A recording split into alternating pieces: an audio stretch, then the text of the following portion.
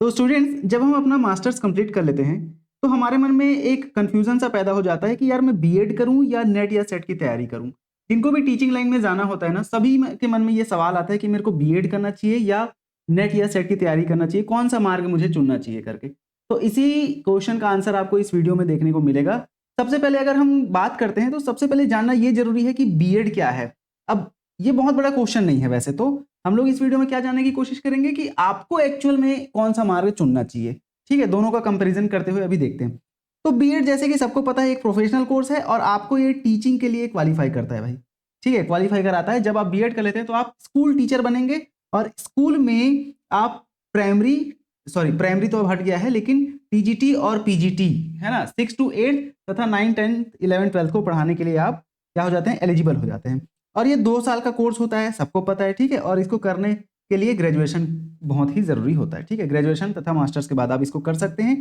Private और सरकारी स्कूलों में भी, मतलब दोनों में आपको जॉब मिलता है। अब इसके फायदे क्या हैं? तो फायदा ये है कि जॉब जो है जल्दी मिलती है भाई। ठीक है, मतलब जॉब मिलने की संभावना जल्दी होती है क्योंकि वैकेंसीज भर भर के आती है ना। हालांकि वैकेंसी बहुत सालों में आती है, लेकिन इसके थ्रू आप प्राइवेट स्कूलों में भी अच्छी खासी सैलरी के साथ पढ़ा सकते हैं। ठीक है, दूसरा क्या, पीजीटी टीजीटी के लिए तो ये जरूरी है ही। सैलरी यहाँ पर स्थिर होती है। ऐसा नहीं है कि यार जैसे कोई गेस्ट लेक्चरर है ना, या संविदा में है तो उसकी सैलरी बहुत कम है, या गेस्ट लेक्चरर है तो उसको अप्रैल में निकाल दिया गया 30 अप्रैल के बाद, फिर आप अप्रैल के बाद मई जून जुलाई में इधर उधर घूमते रहो बिना सैलरी के। ये नहीं होता है ना। सैलरी अब यहाँ पर सरकारी नौकरी अगर आप लग गए तो सैलरी आपकी अच्छी होगी भाई। ठीक है, और प्राइवेट स्कूल में भी आप लग रहे हैं तो वहां पर भी गर्मी छुट्टियों में पैसा देते हैं, क्योंकि गर्मी छुट्टियों में भी वो लोग काम कराते हैं। ठीक है, नुकसान क्या है? नुकसान तो यही है कि आपको ना हायर एजुकेशन में जाने का ज्यादा मौका नहीं मिलेगा, क्योंकि आप स्कूल में पढ़ाएंगे तो स्कूल लेवल तक ही रहेंगे। स्कूल में ज्यादा से ज्यादा आप पीजीटी टीचर हैं तो आपका प्रमोशन होगा, आप हेड बन जाएंगे, प्रिंसिपल बन जाएंगे, लेकिन उससे ज्यादा और कुछ नहीं होगा, है ना। तो स्कूल लेवल तक ही दायरा सीमित हो जाता है ना। और कैरियर ग्रोथ थोड़ी सीमित होती है बिल्कुल, और सिर्फ स्कूल तक ही आपको सीमित रहना पड़ेगा। लेकिन अगर हम बात करते हैं नेट या सेट की, ये क्या है?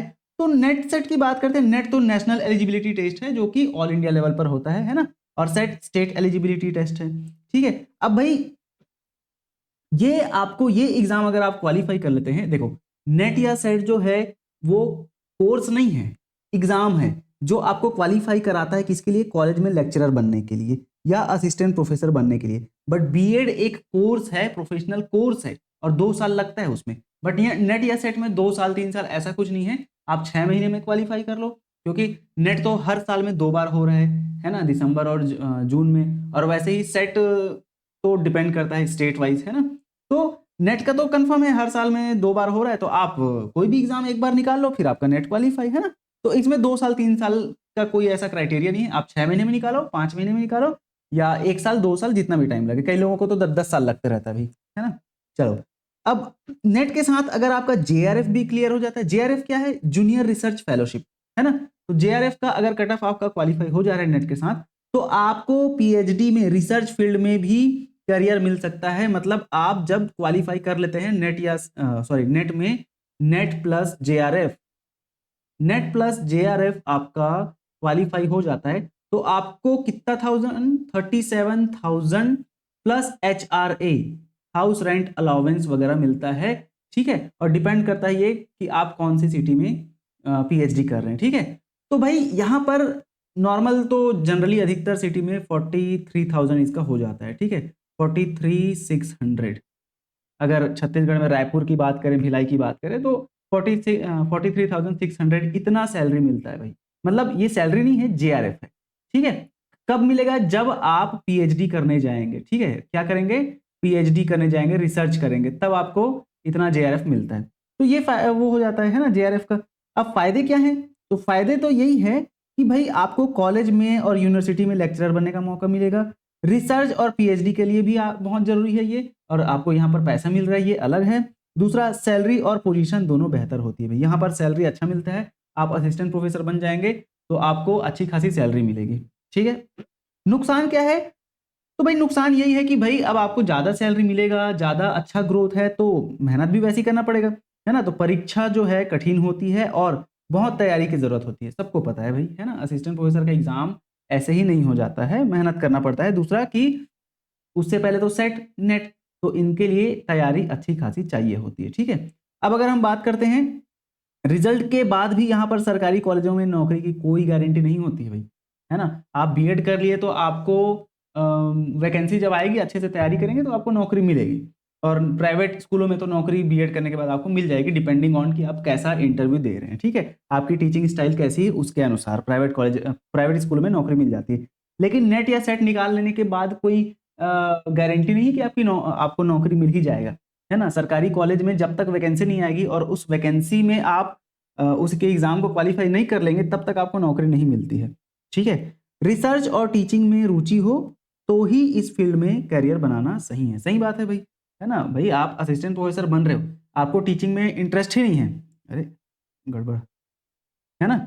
आपको टीचिंग फील्ड में इंटरेस्ट ही नहीं है, तो आप कैसे पढ़ाओगे कॉलेज में, ठीक है। दूसरी बात कि आपको रिसर्च में इंटरेस्ट नहीं है और जेआरएफ निकाल लिए, तो फिर क्या मतलब है ना।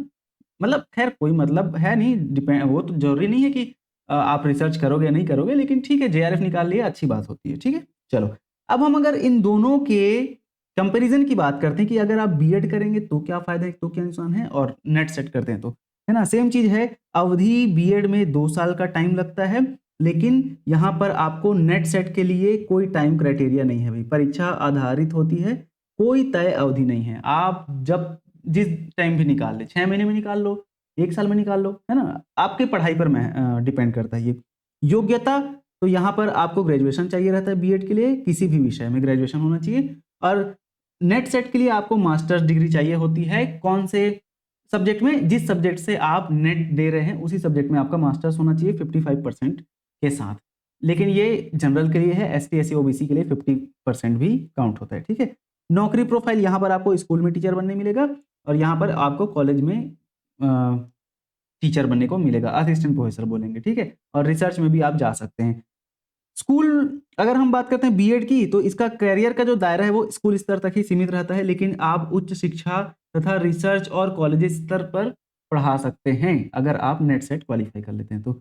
दूसरा, सैलरी की बात करें तो बीएड में स्थिर लेकिन मध्यम सैलरी, स्थिर होती है और मध्यम होती है। स्थिर और मध्यम का क्या मतलब है भाई, कि यहाँ पर बहुत एकदम ज्यादा सैलरी नहीं मिलेगा, है ना। अगर आप कौन से टीचर बनते हैं, अगर आप बन जाते हैं पीजीटी टीचर, तो पीजीटी टीचर आपको स्टार्टिंग सैलरी 55 to 60,000 देखने को मिल जाएगा।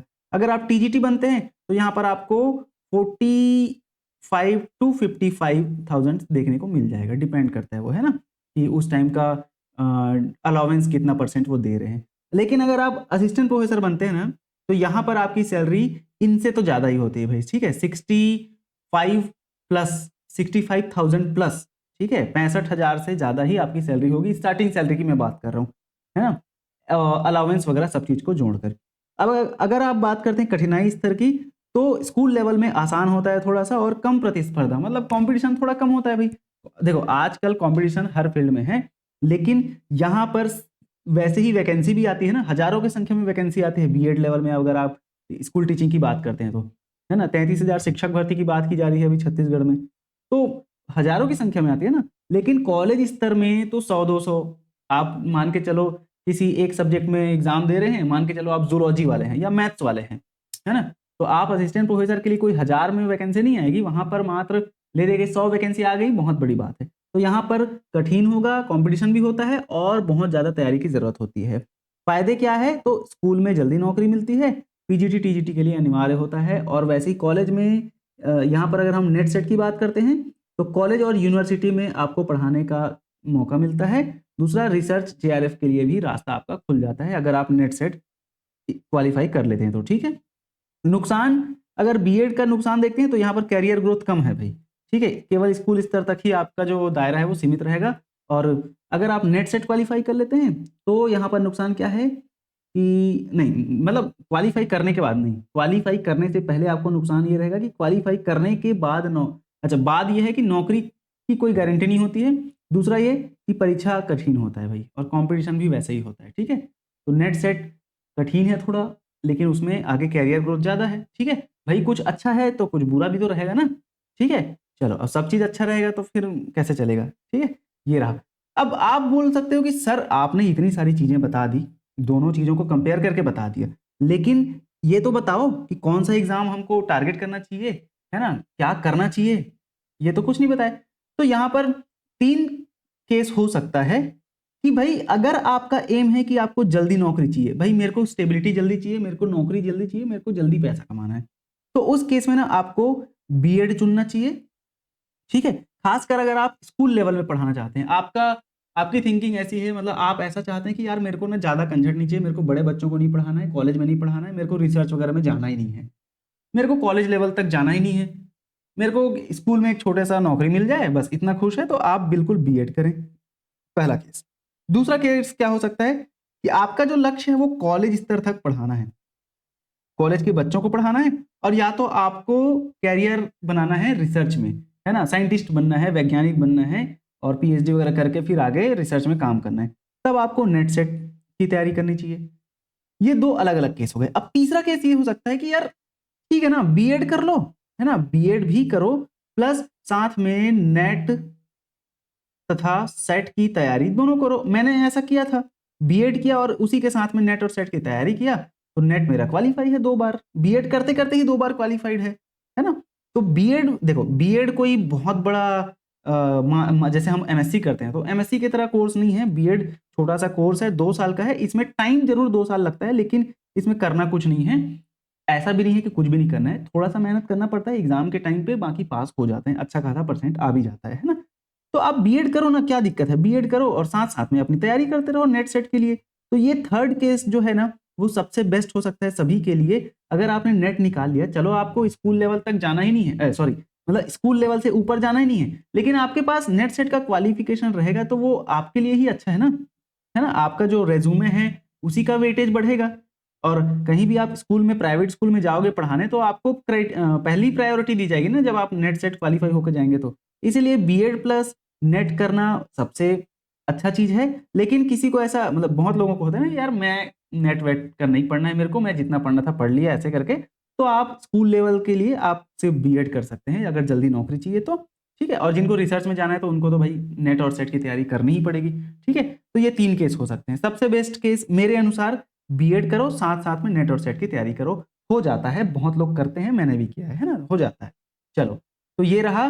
अगर वीडियो पसंद आए तो बिल्कुल वीडियो को लाइक करेंगे, शेयर करेंगे और सब्सक्राइब भी करेंगे, ठीक है? मिलते हैं ऐसे ही और इन्फॉर्मेटिव वीडियो में, तब तक के लिए बहुत-बहुत धन्यवाद। Thank you so much.